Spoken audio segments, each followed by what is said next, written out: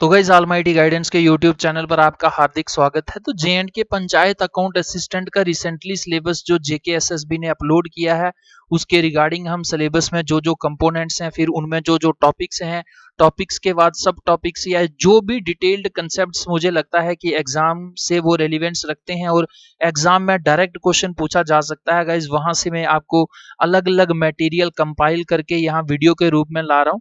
तो गाइस इस वीडियो में हम देखेंगे general knowledge with special reference to J and K. एक पहला ही ये कंपोनेंट है और इसकी वेटेज 30 मार्क्स की है। इसी के अंडर जो टॉपिक्स हैं उनमें फंडामेंटल राइट्स का एक इंपॉर्टेंट टॉपिक है।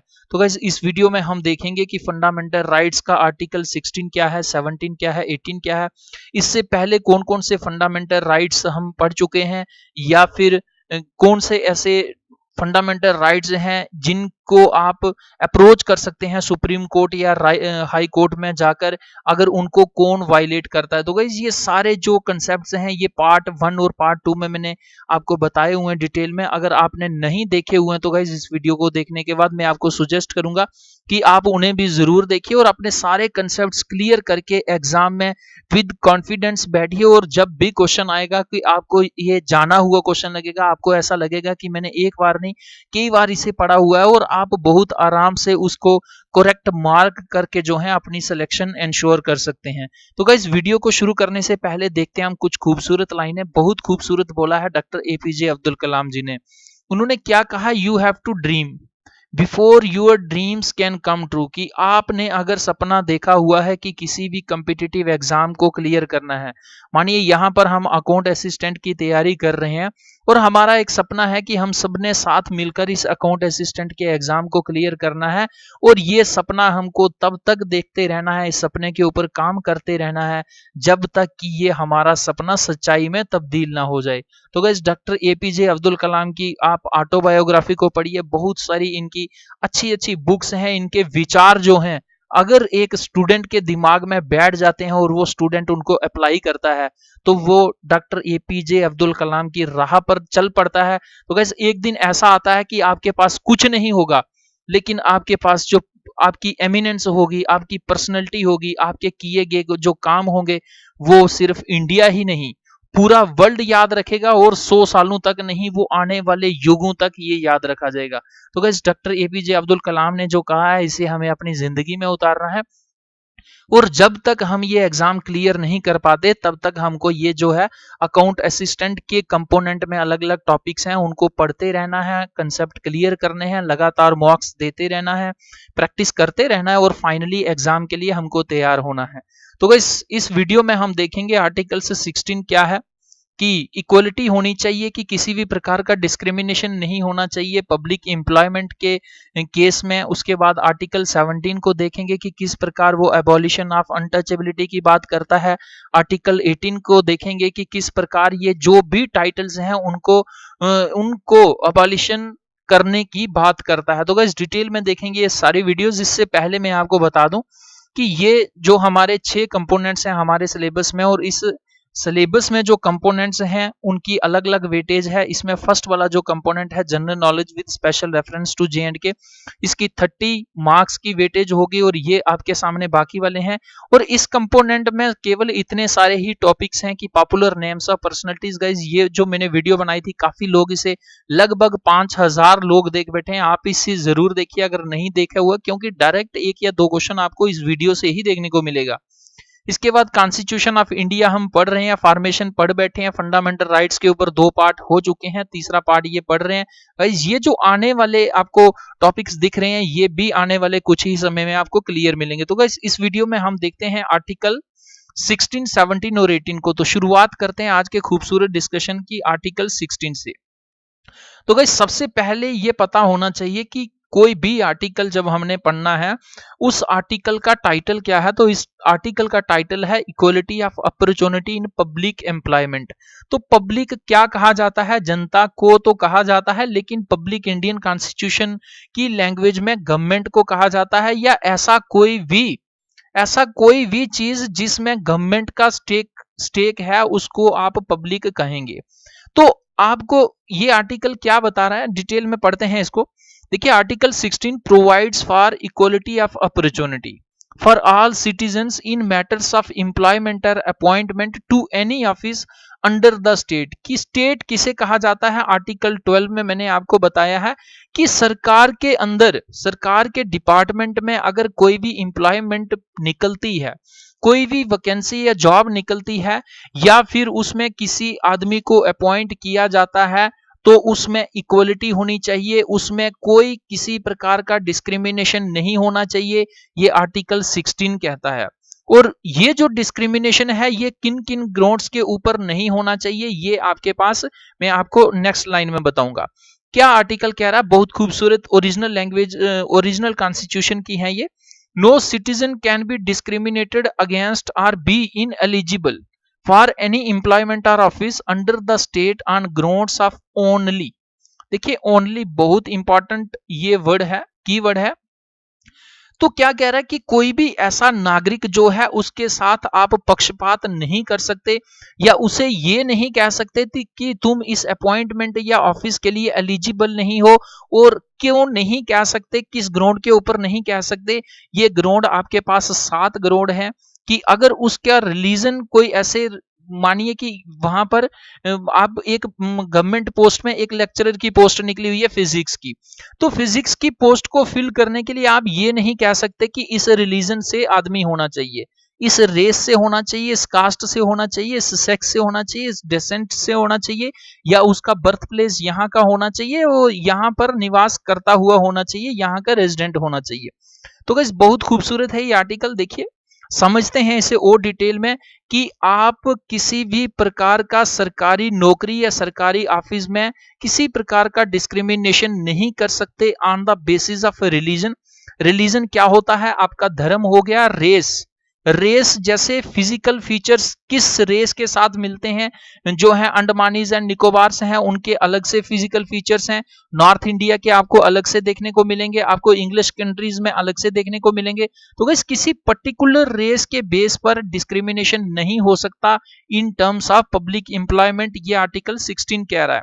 कास्ट का आपको पता ही है, सेक्स भी जैसे मेल और फीमेल, आप ये नहीं कह सकते कि इस पोस्ट पर सिर्फ मेल लगेगा या फीमेल लगेगा। और गाइस मोस्ट इंपॉर्टेंट वर्ड है यहां पर डेसेंट। तो डेसेंट क्या होता है कि एक वंशज, कि ऐसा नहीं सरकार या ऐसा सरकार नहीं कर सकती, ये original constitution fundamental right they रहा है सिटीजन्स ऑफ इंडिया को। और गाइस ये मैं आपको बता दूं कि ये जो फंडामेंटल राइट है ये सिर्फ सिटीजन्स ऑफ इंडिया को अवेलेबल है, ये फॉरेनर्स को अवेलेबल नहीं है। डेसेंट ये होता है कि मानिए आपके फोर फादर्स, आप 5 या 6 लड़ी अगर ऊपर चले जाते हैं तो आप उनके आगे डेसेंट हैं।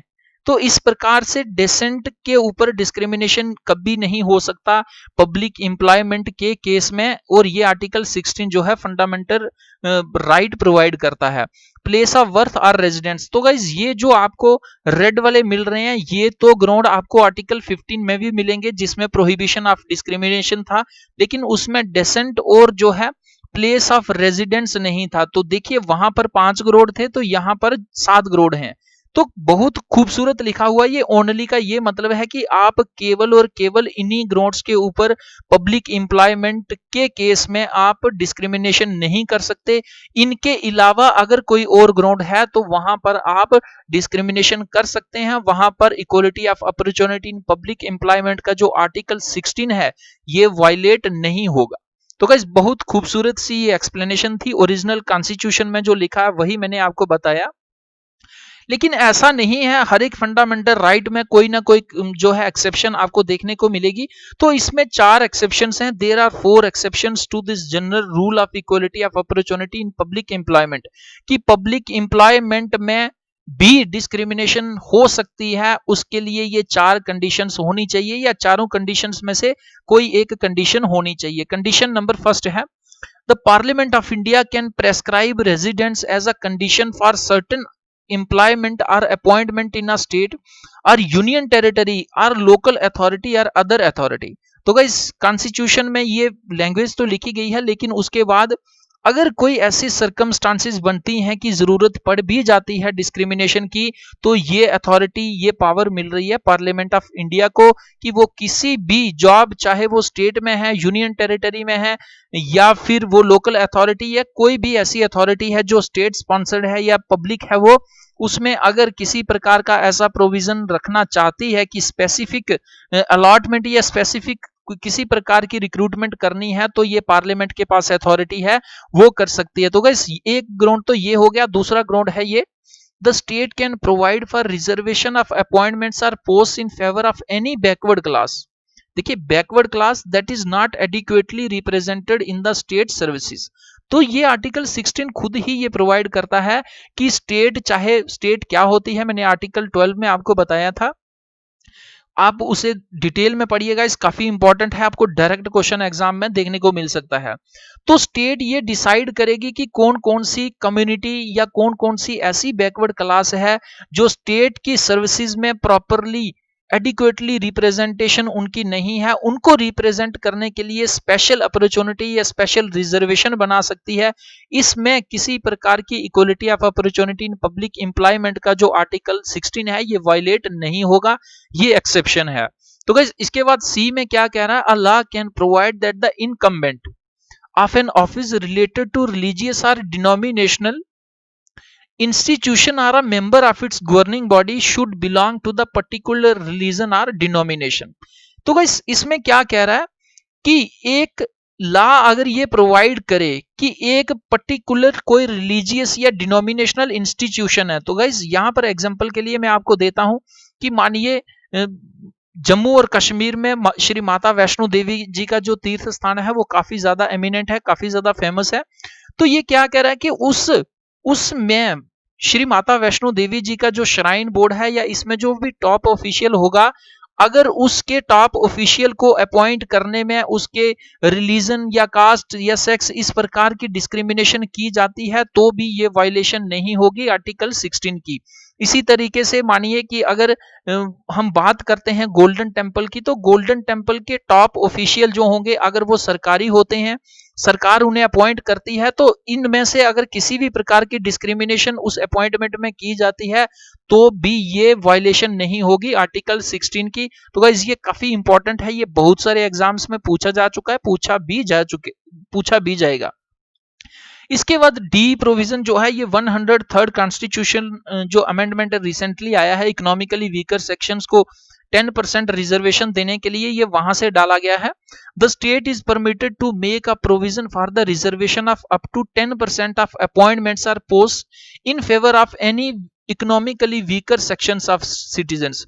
कि जो वीकर सेक्शंस ऑफ सिटीजन्स है उनको 10% की अपॉइंटमेंट या 10% की रिजर्वेशन पोस्ट में, सर्विसेज में दी जाती है, तो ये वायलेट नहीं करेगा equality of opportunity in public employment. तो गाइस यहाँ कहने का किनकी वायलेट करेगा, मानिए वीकर सेक्शंस को अगर 10% रिजर्वेशन दी जाती है, तो जो अपर सेक्शन से है या मिडिल क्लास फैमिलीज हैं या जो इकोनॉमिकली वीकर नहीं है, वो ये क्लेम नहीं कर सकते कि यहाँ पर इक्वलिटी ऑफ अपॉर्चुनिटी हमें नहीं मिल रही है और ये इकोनॉमिकली वीकर सेक्शंस को यहाँ प्रेफरेंस मिल रही है। तो गाइज ये एक्सेप्शन है, ये आर्टिकल कॉन्स्टिट्यूशनल अमेंडमेंट 103rd जो रिसेंटली 2019 में हुआ है उससे ये डाली गई है।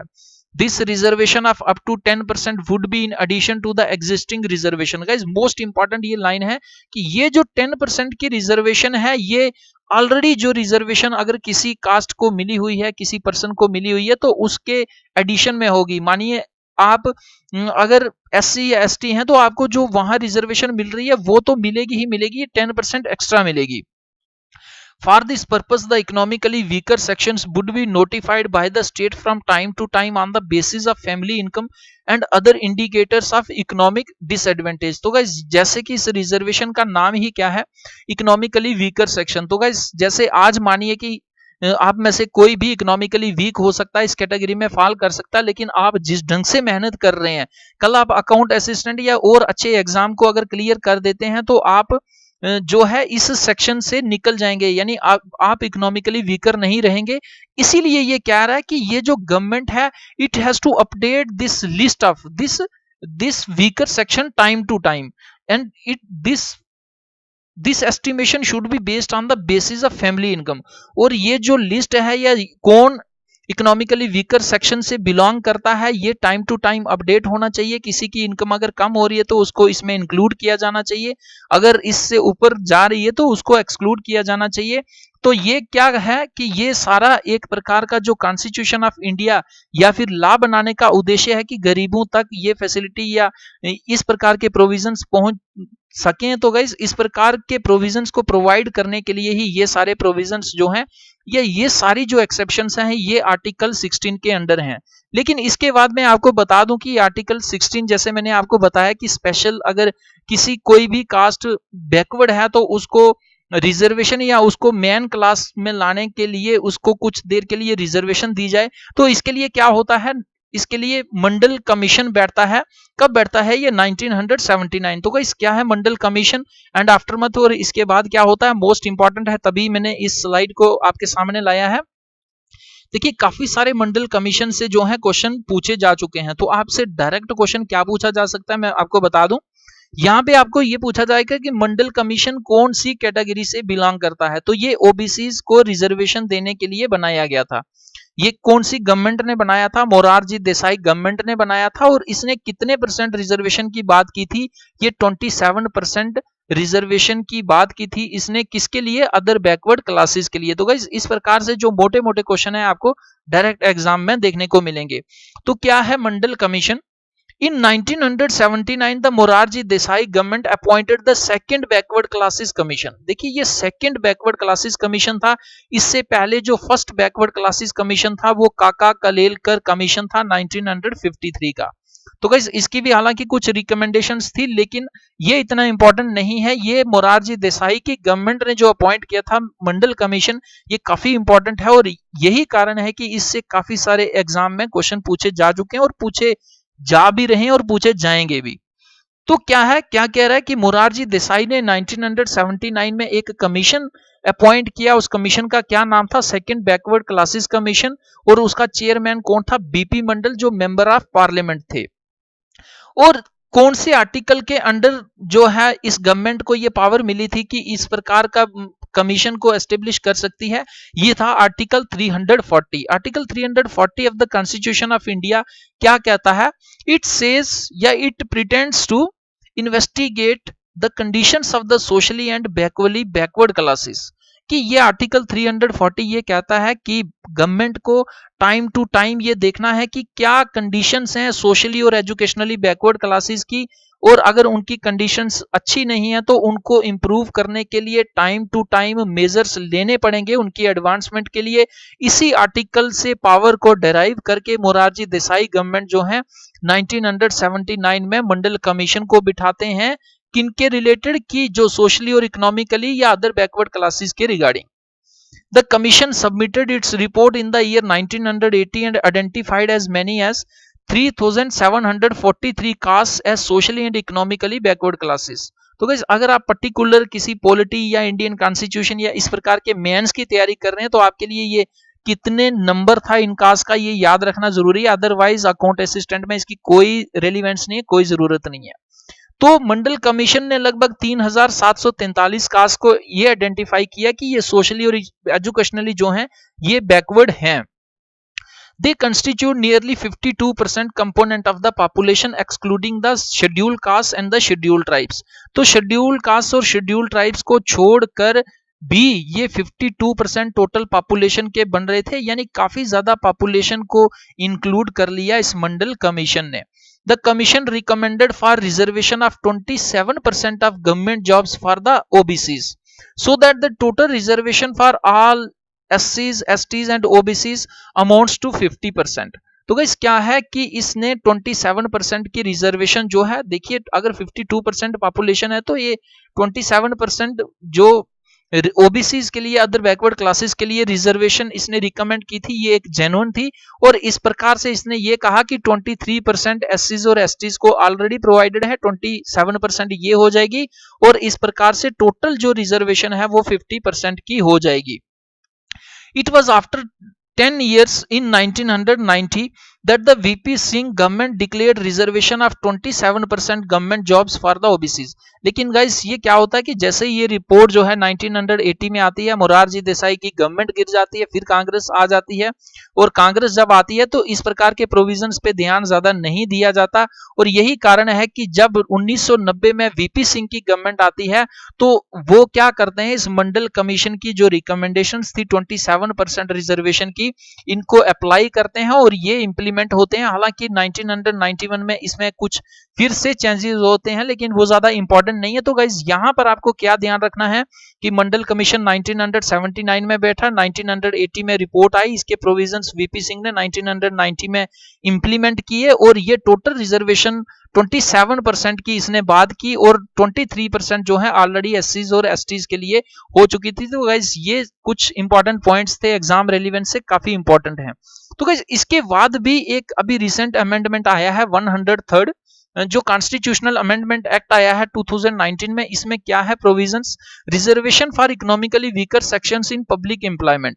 तो क्या कह रहा है, in order to give effect to this provision the central government issued an order in 2019 providing 10% reservation to the economically weaker sections in civil post and services in the government of India. तो government of India में अगर कोई economically weaker sections की category में fall कर रहा है तो उसको 10% की रिजर्वेशन मिलेगी। गाइस आई थिंक कि आप सब ने डिटेल में देखा होगा कि क्या क्या रिक्वायरमेंट्स हैं जो इकोनॉमिकली वीकर सेक्शंस की कैटेगरी में फॉल करने के लिए। The benefit of this reservation can be availed by the persons belonging to economically weaker sections who are not covered under any of the existing schemes of reservation for एससीज, STs and OBCs. तो guys अगर आप एससीज, STs और OBCs में किसी भी category में fall नहीं कर रहे हैं तो आपका जो है इकोनॉमिकली वीकर सेक्शंस का रिजर्वेशन जो है यहां पर आपको मिल रहा है। ये कौन दे रहा है, 103rd constitutional amendment act they रहा है 2019। गाइज काफी ज्यादा ये नंबर इंपॉर्टेंट है, ये आपको डायरेक्ट क्वेश्चन भी पूछा जा सकता है कि इकोनॉमिकली वीकर सेक्शंस का जो कंसेप्ट आर्टिकल 16 के अंडर आया है वो कौन से कॉन्स्टिट्यूशनल अमेंडमेंट एक्ट के द्वारा आया है, 100 से 101, 2, 3। तो इसका करेक्ट आंसर जो होगा वो 103rd अमेंडमेंट होगा। तो इस काफी इंपॉर्टेंट है ये आर्टिकल, और थोड़ा डिस्कशन लंबा भी हो गया, लेकिन आपको क्या करना है, डिस्कशन अगर कुछ लंबा होता भी है तो आपको घबराना नहीं है, क्योंकि एक आर्टिकल को 10 बार छोटे छोटे वीडियोस में देखने से अच्छा है कि एक ही बार बड़ी वीडियो में आराम से पूरे डिस्कशन को तैयार कर लो, ताकि आपको वापस कभी रिवाइज करने की भी जरूरत ना पड़े। तो गाइज ये था आर्टिकल 16।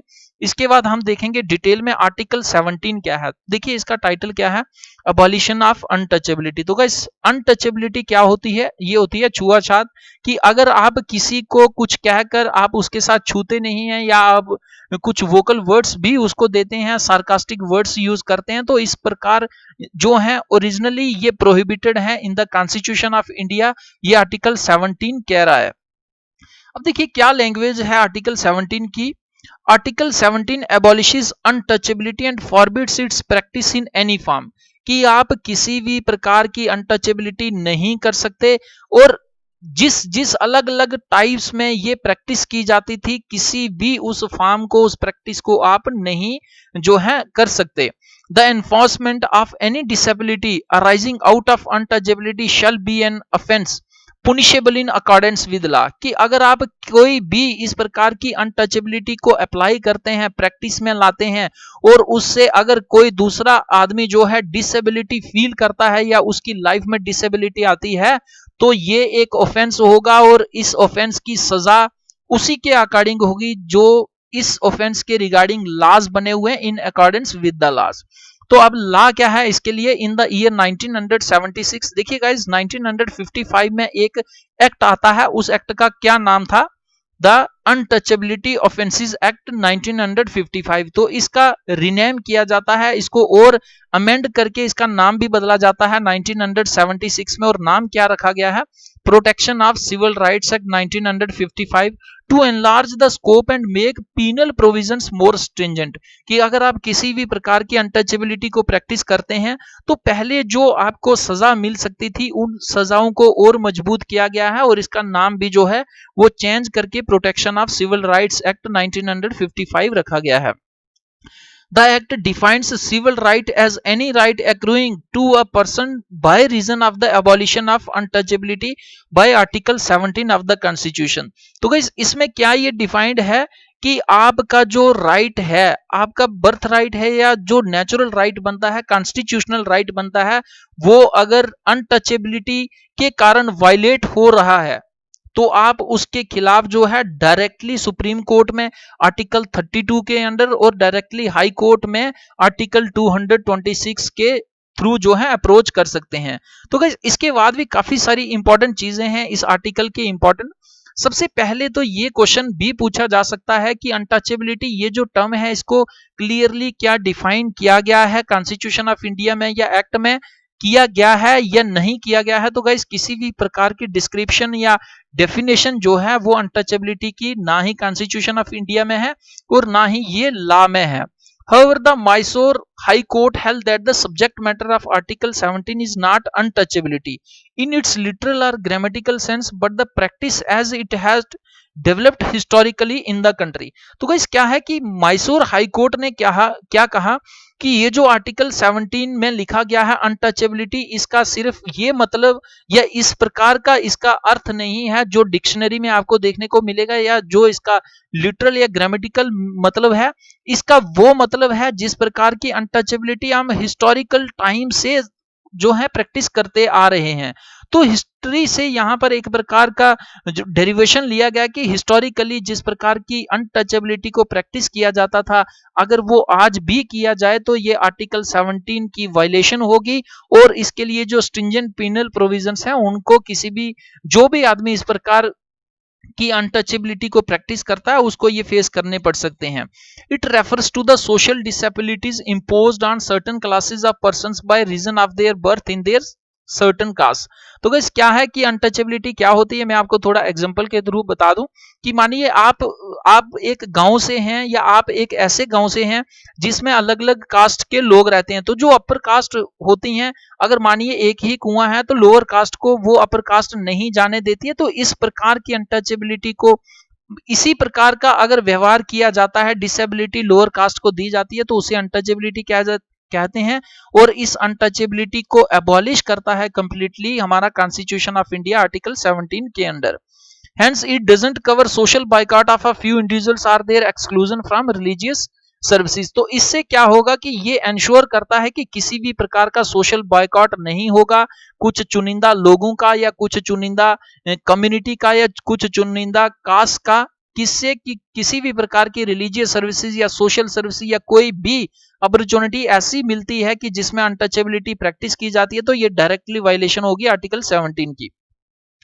अब इसके ऊपर इस आर्टिकल के ऊपर सुप्रीम कोर्ट ने भी एक बार जजमेंट दी। क्या बोला सुप्रीम कोर्ट ने?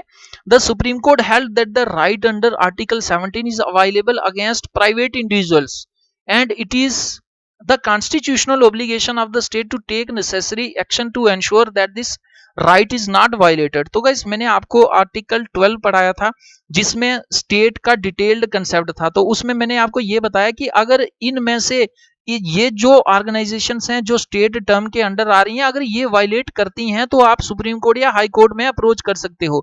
लेकिन सुप्रीम कोर्ट ने ये कह दिया कि अगर कोई प्राइवेट इंडिविजुअल भी है अनटचेबिलिटी को प्रैक्टिस कर रहा है तो वो भी कानूनी तौर पर जुल्म कर रहा है, उसको भी पीनल एक्शंस जो हैं जो अलग अलग एक्ट्स एबॉलिशन ऑफ अनटचेबिलिटी को लेके बने हुए हैं उनमें जो पीनल प्रोविजंस हैं उनको फेस कर सकता है। यानी ये जो आर्टिकल फंडामेंटल राइट है ये आपको प्राइवेट और पब्लिक इंडिविजुअल दोनों के खिलाफ मिलता है। तो गाइस बहुत इंपॉर्टेंट ये आर्टिकल है, आपको एग्जामिनेशन पॉइंट ऑफ व्यू से इसको तैयार रखना है। काफी थाउजेंड्स ऑफ टाइम ये जो है डायरेक्ट क्वेश्चन पूछा जा चुका है, मे भी ये अकाउंट असिस्टेंट में भी डायरेक्ट क्वेश्चन देखने को मिलेगा। तो गाइस इसके बाद आज की डिस्कशन का हमारा अंतिम आर्टिकल है आर्टिकल 18। तो आर्टिकल 18 क्या कह रहा है? ये एबॉलिशन ऑफ टाइटल्स। तो टाइटल्स क्या होते हैं मैं सब डिटेल में आपको बताऊंगा। Article 18 abolishes titles and makes 4 provisions in this regard. Titles क्या होते हैं कि आप अपने नाम के साथ, जैसे मानिए कि आप अगर मुगल पीरियड से हैं तो वहां पर नवाब या दीवान या ये कुछ लोग जो हैं अपने नाम के साथ लगाते थे। लेकिन अब की डेट में ये कॉन्स्टिट्यूशन ऑफ इंडिया कहता है कि इस प्रकार के जो टाइटल्स हैं अपने नाम के साथ आप नहीं लगाओगे। Article 18 abolishes titles and makes 4 provisions in that regard. सबसे पहला क्या है? It prohibits the state from conferring any title except a military or academic distinction on any body whether a citizen or a foreigner. तो सबसे जो पहला provision है कि ये स्टेट को आर्टिकल 12 के अंडर जो स्टेट है ये उसको प्रोहिबिट करती है कि आप किसी भी इंसान को टाइटल नहीं दे सकते एक्सेप्ट अगर कोई मिलिट्री में है, कोई कॉलोनल है, कोई कैप्टन है वहां पर, तो आप उसे कॉलोनल या कैप्टन या जनरल या ये कुछ कह सकते हो। और इसके अलावा अगर किसी ने पीएचडी की हुई है तो आप उसके नाम के साथ डॉक्टर लगा सकते हो, लेकिन इन दोनों टाइटल्स को छोड़कर आप किसी भी सिटीजन या फॉरेनर को आप उसके टाइटल को इस्तेमाल करने नहीं दोगे। अगर वो इस प्रकार के टाइटल्स को यूज करता है अपने नाम के साथ, चाहे वो सफिक्स करे चाहे प्रीफिक्स करे, तो ये डायरेक्ट वायलेशन होगी आर्टिकल 18 की। ये आर्टिकल 18 ये constitution of India original form में कह रहा है। सेकंड प्रोविजन क्या है? It prohibits a citizen of India from accepting any title from any foreign state, कि कोई भी इंडियन स्टेट जो है वो without the consent of the president of India किसी भी फॉरेन स्टेट से कोई भी टाइटल नहीं ले सकता। सी कह रहा foreigner holding any office of profit और trust under the state can not accept any title from any foreign state without the consent of the president. तो गाइस इसमें क्या कह रहा है कि अगर मानिए कोई फॉरेनर है इंडिया में काम कर रहा है और वो फॉरेन का आदमी है, फॉरेन से ही कोई टाइटल एक्सेप्ट कर रहा है, तो ये वायलेशन होगी आर्टिकल 18 की। वो टाइटल को एक्सेप्ट कर सकता है लेकिन वो उसमें कंसेंट होनी चाहिए प्रेसिडेंट ऑफ इंडिया की। तो गाइस काफी इंपॉर्टेंट ये प्रोविजंस हैं, आपसे डायरेक्ट क्वेश्चन यहां से देखने को मिलेगा। No citizen or foreigner holding any office of profit or trust under the state is to accept any present emolument or office from or under any foreign state without the consent of the president। तो guys इसमें क्या कह रहा है कि कोई भी, चाहे वो भारत का नागरिक है चाहे विदेशी है और वो भारत में रह रहा है या भारत में कोई ऑफिस ऑफ प्रॉफिट को या ट्रस्ट को होल्ड कर रहा है, यानी किसी एक पोजीशन पर बैठा हुआ है, वो किसी भी प्रकार का किसी भी स्टेट से कोई तोहफा नहीं ले सकता, किसी प्रकार का पैसा नहीं ले सकता या कोई और ऑफिस नहीं ले सकता। ये सब वो काम तब कर सकता है, किसी फॉरेन स्टेट से ले सकता है जब उसमें प्रेसिडेंट की कंसेंट हो, यानी प्रेसिडेंट की कंसेंट के बिना इसमें से किसी भी प्रकार के जो मैंने आपको प्रोविजंस बताए, ये किसी भी प्रकार के टाइटल्स हैं, एमोलूमेंट्स हैं, प्रेजेंट्स हैं या कोई और भी चीज है तो ये नहीं ले सकता। ये आर्टिकल 18 की वायलेशन होगी अगर इनमें से कोई भी, चाहे वो इंडियन सिटीजन है चाहे फॉरेनर है, इंडिया में काम कर रहा है या इंडिया में है, तो इस प्रकार के अगर वो टाइटल को लेता है तो ये डायरेक्ट वायलेशन होगी आर्टिकल 18 की। Therefore it is clear that the hereditary titles of nobility like Maharaja, Raj Bahadur, Rai Bahadur, Rai Saheb, Diwan Bahadur etc. which were conferred by colonial states are banned by Article 18 as these are against the principle of equal status of all। तो guys इसका कहने का क्या तात्पर्य है, जैसे अगर मैं बात करूं जम्मू कश्मीर की तो गुलाब सिंह जी, रंजीत सिंह जी, इन सब को जो है महाराजा कहा जाता था, लेकिन इनके जो आगे वंशज हैं जैसे करण सिंह जी हैं तो उनके साथ महाराजा करण सिंह नहीं है, महाराजा का टाइटल नहीं है। क्यों नहीं है? क्योंकि ये आर्टिकल 18 प्रोहिबिट करता है, इसने एबॉलिशन किया हुआ है इसका। तो गाइस इसका कहने का क्या तात्पर्य है आर्टिकल 18 का कि देखिए ये जो आपको मुगल पीरियड में या जो एंशियंट टाइम में आपको देखने को मिलेंगे, आज की डेट में किसी भी प्रकार के टाइटल को यूज नहीं किया जा रहा। In 1996 the Supreme Court upheld the constitutional validity of the national awards Bharat Ratna, Padma Vibhushan, Padma Bhushan and the Padma Shri. तो 1996 में सुप्रीम कोर्ट ने ये कहा कि ये जो भारत रत्न या पद्म भूषण, पद्म विभूषण या पद्मश्री है, इनको आप अपने नाम के साथ जो है वो रख सकते हैं। It rule that these awards don't amount to titles with in the meaning of article 18 and prohibits only hereditary titles of nobility. तो इनको आप रख सकते हैं, लेकिन ये जो बाकी वाले मैंने आपको बताए इनको आप, ये जो हेरिडिटरी नाम है या हेरिडिटरी टाइटल्स हैं, इनको आप साथ में नहीं रख सकते। लेकिन सुप्रीम कोर्ट ने साथ में ये भी बोला therefore they are not violative of article 18 as the theory of equality does not mandate that merit should not be recognized।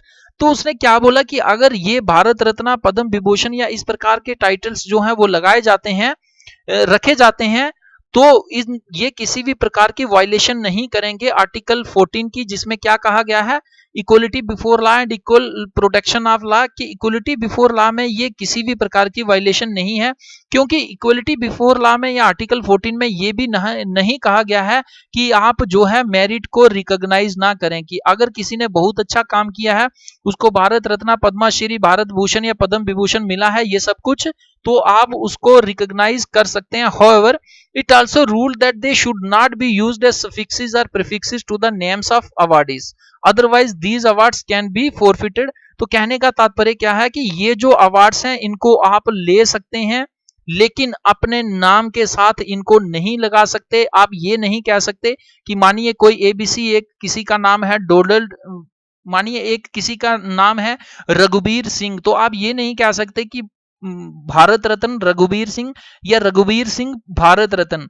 आप उस टाइटल को जो है उस अवार्ड को ले सकते हो, लेकिन अपने नाम के साथ उसको सिफिक्स या प्रीफिक्स फॉर्म में यूज नहीं कर सकते। गाइस, ये खूबसूरत आर्टिकल जो था ये 18 था। अगर इस प्रकार का वायलेशन किया जाता है तो जो ऑर्गेनाइजेशन इस प्रकार के अवार्ड्स को देती है, ये 1954 में ये जो नेशनल अवार्ड्स इंडिया में शुरू हुए थे, ये भारत रत्न वगैरह, तो 1977 में इनको रोक दिया जाता है, लेकिन फिर से 1980 से इनको रिज्यूम कर दिया जाता है। तो गाइस, काफी इंपॉर्टेंट है, अगर आप एग्जाम की तैयारी कर रहे हैं तो आपको ये नेशनल अवार्ड्स के बारे में डिटेल्ड कंसेप्ट होना चाहिए। तो गाइस, ये था हमारा आज का खूबसूरत डिस्कशन। आपको ये डिस्कशन कैसा लगा आप जरूर कमेंट बॉक्स में कमेंट करके बताइए। गाइस, अगर फिर भी आपको किसी प्रकार का कंफ्यूजन है, आपको कोई क्वेरी है, या आप किसी प्रकार का सजेशन देना चाहते हैं, तो आपके पास बहुत सारे रास्ते हैं मेरे साथ कांटेक्ट करने के लिए। आप कमेंट बॉक्स में कमेंट कर सकते हैं almightyguidance@gmail.com, इस पर आप मेल कर सकते हैं। इसके अलावा आप इस व्हाट्सएप नंबर पर भी जो है अपना सजेशन, क्वेरी या डाउट जो है वो टेक्स्ट मैसेज कर सकते हैं। तो गाइस, आपको ये वीडियो कैसी लगी आप जरूर कमेंट बॉक्स में कमेंट करके बताएं। अगर ये वीडियो आपको अच्छी लगती है तो आप इसे लाइक करना ना भूलें। गाइस, फेसबुक पर भी आप हमारे साथ जुड़ सकते हैं, काफी सारी इंफॉर्मेशन जो है वो फेसबुक पर भी शेयर की जाती है।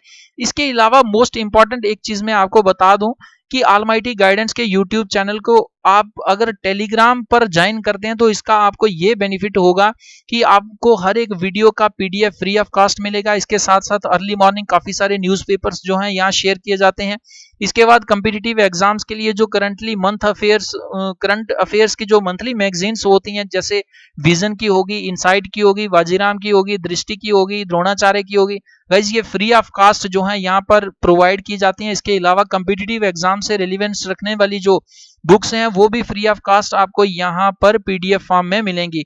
तो गाइस, आपको वीडियो ये कैसी लगती है आप जरूर कमेंट बॉक्स में कमेंट करके बताएं। गाइस, आपको करना क्या है कि अगर आप चाहते हैं कि आप अपनी तैयारी को इसी तरीके से नॉलेज, क्वालिटेटिव नॉलेज को लेकर अपनी तैयारी को बूस्ट करें और किसी भी एग्जाम में कॉन्फिडेंस के साथ बैठकर उसे क्लियर करें और अच्छे रैंक के साथ अपनी सिलेक्शन लें, तो आपको क्या करना है कि इस चैनल की वीडियोस को, पीडीएफ्स को जो गरीब बच्चे हैं, जो नीडी लोग हैं, नीडी एस्पिरेंट्स हैं, जो फार फ्लंग एरियाज के लोग हैं, वहां तक आपको शेयर करके पहुंचाना। और आपको खुद क्या करना है, ऑलमाइटी गाइडेंस के यूट्यूब चैनल को सब्सक्राइब करने के बाद रिंग बेल आइकन पर ऑल क्लिक करना है, ताकि जो भी नई वीडियो या इंफॉर्मेशन अपलोड की जाती है वो तुरंत एक मैसेज या अलर्ट के रूप में आपके मोबाइल फोन, आपके लैपटॉप या पर्सनल कंप्यूटर पर मैसेज या अलर्ट के रूप में आ जाए।